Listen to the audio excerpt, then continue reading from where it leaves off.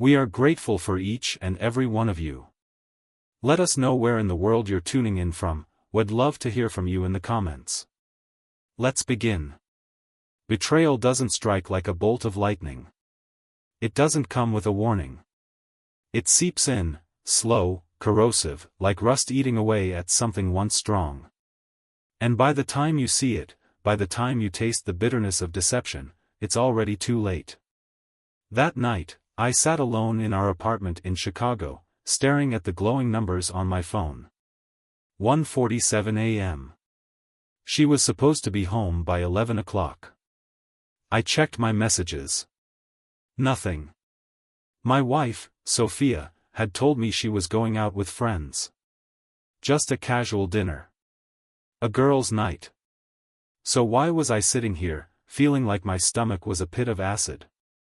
Then, the front door creaked open. I turned. Sophia stood there. Her hair was a mess. Her lipstick smeared. Her dress wrinkled, like someone had clutched it too tightly. And the moment she stepped inside, I smelled it. Cologne. Not mine. His. I clenched my fists so tightly my knuckles cracked. She swayed slightly, her heels clicking against the hardwood floor, barely able to keep her balance. "Hey, babe. You're up." Her voice was thick with alcohol, but I could hear something else in it, too. Guilt. I didn't answer. I just watched her. The damp stain on her dress. The way she avoided my gaze. My stomach twisted. What happened? My voice was too calm. Sophia blinked, swallowed hard. Then, she lied. Just drinks with the girls. She moved past me. Liar. But I wasn't ready to confront her. Not yet. Because before I tore her world apart, I needed proof. Sleep was impossible that night. Sophia lay beside me, deep in alcohol-induced slumber, while my mind raced. I wasn't a fool. Something was off. The late nights. The sudden work emergencies. The way she angled her phone away whenever I walked into the room. And now this. I glanced at the nightstand, where her phone rested. The truth was right there. With my heart pounding, I picked it up. Unlocked it. And there it was. The proof that shattered everything. Her texts with Lucas. "Lucas, I can't stop thinking about tonight." "Sophia, me either. I wish I was still there with you." "Lucas, tomorrow? Same place?" I read every disgusting word. Every inside joke about how clueless I was. "Sophia, Dan's been so busy with work, he barely notices anything." "Lucas, poor guy. Some men are just meant to be blind." I clenched my jaw so hard my teeth ached. But I wasn't just angry. I was calculating. If they thought I was a fool, I'd let them believe it. For now. Because revenge wasn't about anger. It was about patience. First, I cloned her phone, transferring all her messages, locations, and call logs onto my device. Then, I tracked down Lucas. And what I found made my blood boil. He was married. Had a 5-year-old son. He played the perfect family man, Instagram full of smiling pictures with his wife, Isabel. I smiled. This was going to be fun. I found Isabel's social media. Then, I messaged her. I think you should know. Your husband is cheating on you, with my wife. Here's the proof." She saw the screenshots and replied instantly. "Isabel, meet me. I need to hear everything." We met at a small cafe downtown called Benson's Roast, a cozy little place known for its late-night coffee. She was already there when I arrived, her hands clenched around a cup of black coffee, her eyes red-rimmed. "Tell me everything," she whispered. So I did. And when I was done, her expression shifted. The pain in her eyes hardened into something else. Rage. What are you going to do? I asked. Her lips curled. Destroy him. I nodded. Let's do it. I went home that night feeling strangely calm. Sophia tried to act normal, tried to kiss me, tried to touch me. I let her. Because I wanted her to think she was safe. She had no idea I was already tearing her world apart. The next morning, Isabel struck first. She leaked the texts, the photos, the proof of their affair online. Lucas's job? Gone. His reputation? Destroyed. By noon, his office had fired him. By evening, his family had seen the posts. Sophia saw the news the next morning. She stood frozen in the kitchen, phone in hand, her face pale. What the hell, she whispered, reading the furious comments under Lucas's photos. Then, her eyes locked onto me. Dan, did you do this? I sipped my coffee. Do what? She knew. She just didn't know what else I had planned. One by one, I cut her off. I blocked her bank accounts. Cancelled her credit cards. Called her boss anonymously, hinting at her unprofessional behavior. She lost her job within a week. That Friday, she came home, eyes wide, voice frantic. My card isn't working. Dan, what's happening? I looked at her, cold and unmoved. I'm divorcing you, Sophia. You should probably start packing. She froze. Then, panic. No. No, we can fix this. Please. Her hands trembled. She reached out, grabbing my wrist. I pulled away. We're done. I watched her crumble. And for the first time, I felt nothing. But I wasn't finished with Lucas. Not yet. That night, I found him at a bar. Sitting in the corner. A bottle half empty in front of him. He looked like hell. Good. I walked up to him, my presence cutting through the noise of the crowded room. Lucas looked up, his face drained of color. His voice was barely a whisper. Dan, listen. I didn't let him finish. I grabbed him by the back of the neck and slammed his head into the bar. Blood splattered onto the polished wood. The place went silent. I leaned in, my voice quiet, steady. If you ever so much as breathe near my wife again, I won't stop next time. Then I walked out. Lucas never showed his face again.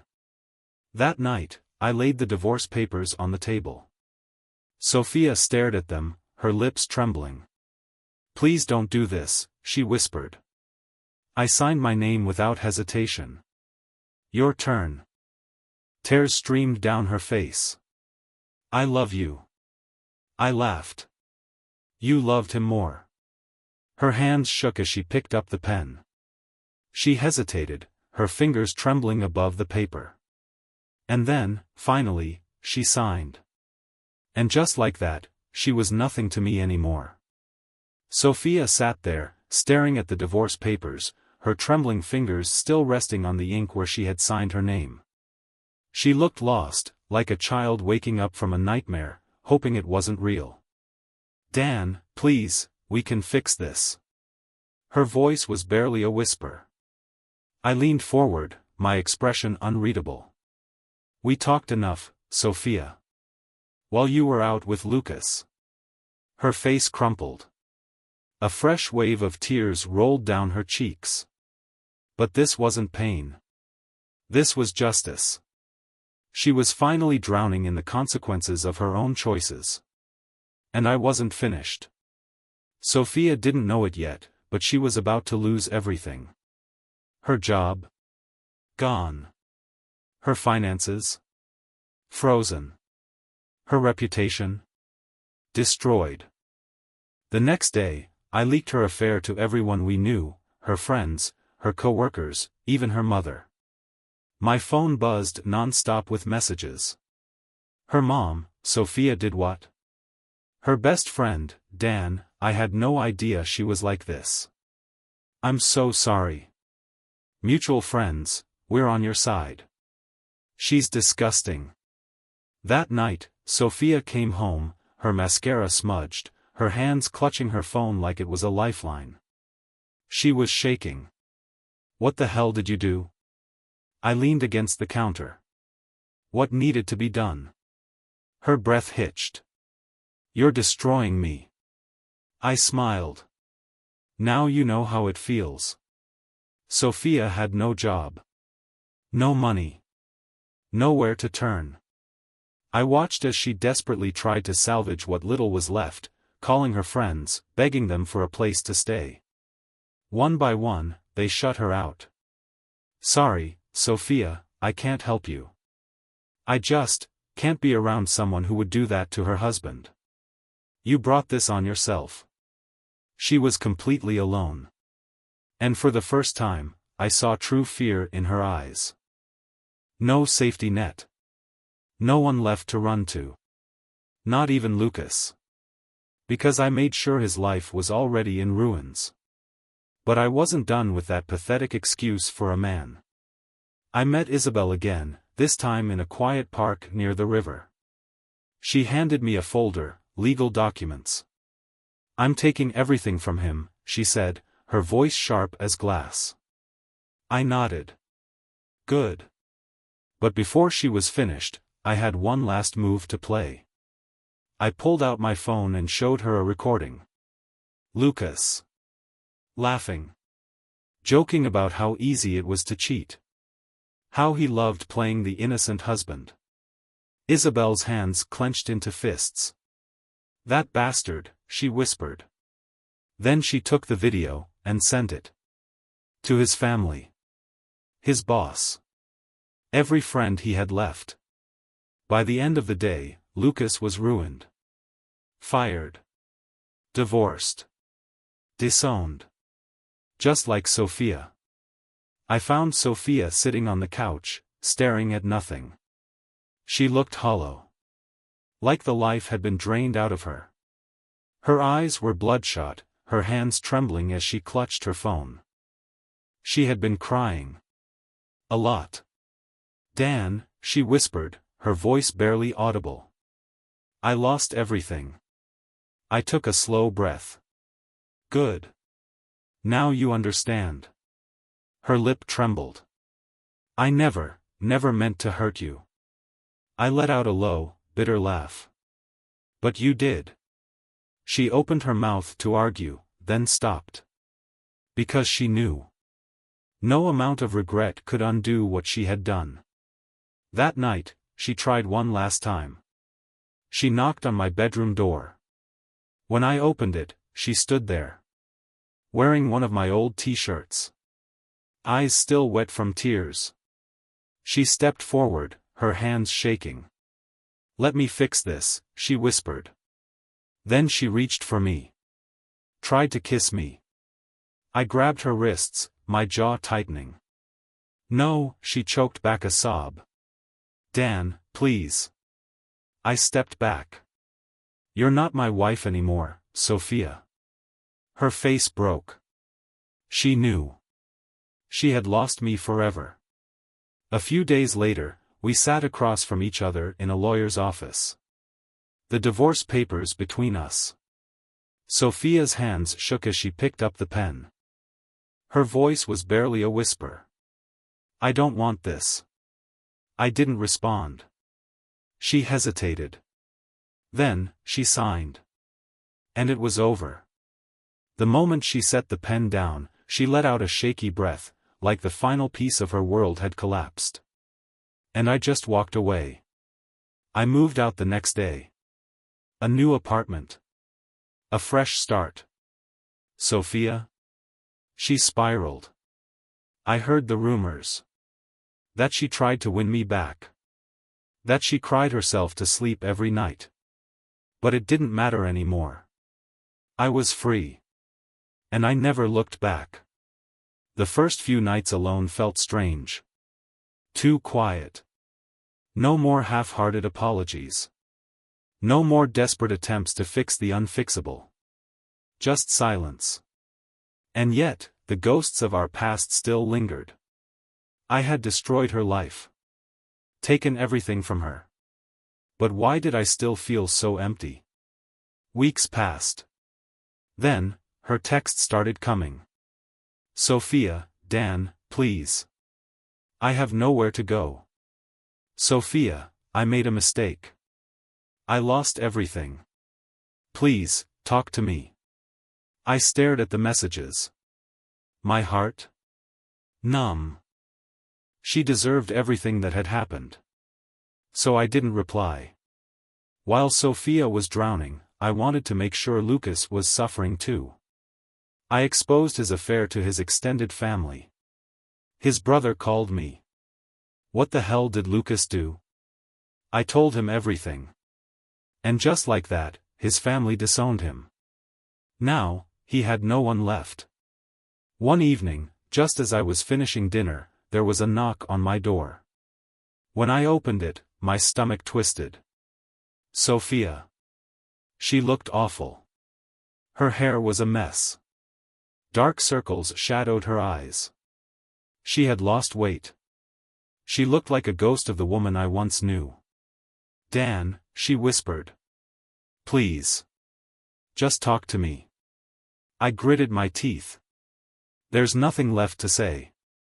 She stepped forward, her eyes pleading. I don't have anywhere to go. For a second, a flicker of pity stirred in me. But then I remembered. Her messages to Lucas. Her betrayal. I shook my head. Not my problem. And I shut the door in her face. Her soft sobs lingered outside for a long time. Then, finally, she was gone. Days turned into weeks. Sophia's texts became less frequent. Then, silence. She was gone. And for the first time in months, I felt peace. I was free. One afternoon, while grabbing coffee, I ran into Isabel. She looked different. Stronger. More confident. She smirked. I heard Sophia's gone. I nodded. Yeah. And Lucas? A slow smile spread across her lips. Last I heard, he's living in his car. I let out a quiet laugh. Good. We stood there for a moment. A silent understanding between us. We had both been broken. And now, we were finally healing. That night, I went through my old texts with Sophia one last time. Then, I deleted them all. Blocked her number. And just like that, she was gone. Months passed.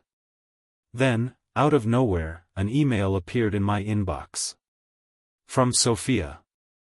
I hesitated. Then opened it. Sophia, Dan, I don't expect you to respond.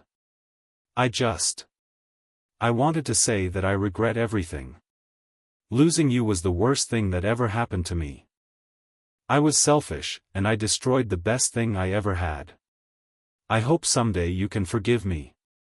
Take care. I stared at the message for a long time. Then, without hesitation, I deleted it. I had already moved on. One night, as I sat on my balcony, I felt something I hadn't in a long time. Hope. I had spent months trapped in the pain of betrayal. Consumed by revenge. But now, I was finally free. The past was gone. And the future was mine. I never saw Sophia again. Some people told me she left town. Others said she was struggling to rebuild her life. But I didn't care. She was no longer a part of my story. I started dating again. Slowly. Cautiously. But this time, I knew what I deserved. No lies. No betrayal. Only truth. Betrayal had almost destroyed me. But in the end, it made me stronger.